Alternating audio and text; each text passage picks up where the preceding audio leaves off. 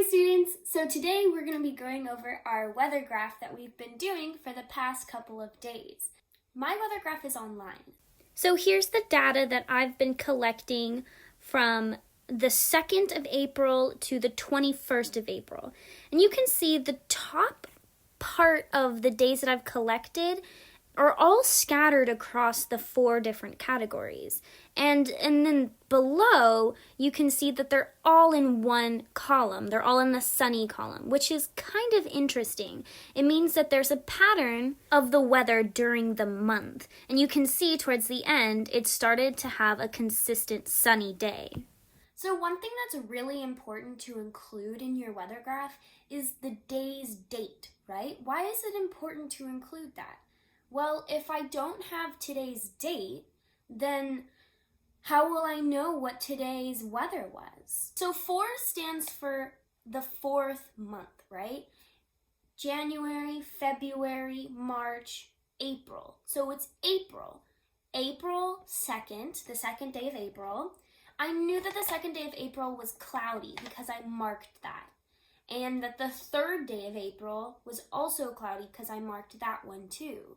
If I didn't have the date, it would just be a day that was cloudy. So it's important that we record the date and the weather so that we can see the change over time. And there's a couple different ways to do a weather graph.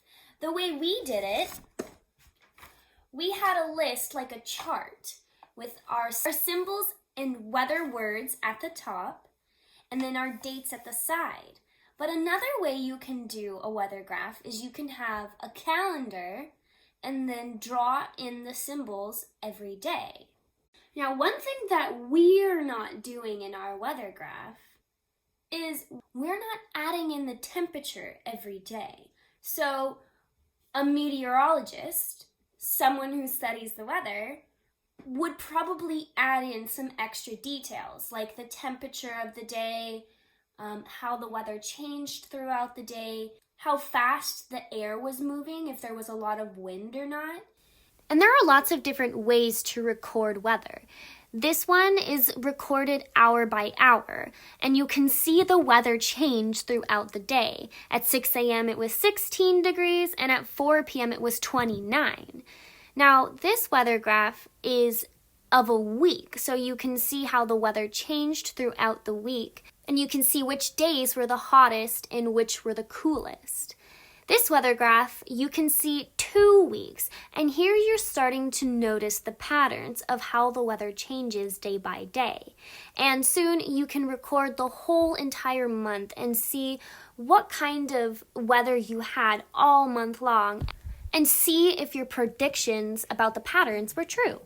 So a meteorologist might add in a few extra details, but all I've asked you to do is tell me what the day was. Was it sunny, cloudy, rainy, or foggy?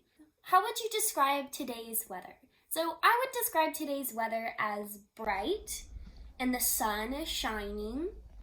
There's few or no clouds, and that would be called sunny. There's also a slight breeze. Okay, so I want to see your updates on your weather graph. So send those to me, and then your challenge. Right, and here's a challenge question for you. Are you ready? What do we call invisible water in the air? All right, next video, I'll give you the answer. If you haven't been working on a weather graph, I have linked below a copy of an online weather graph that you can use, or you can make your own, however you'd like. And then keep that updated for the next month and then send it to me when you're finished.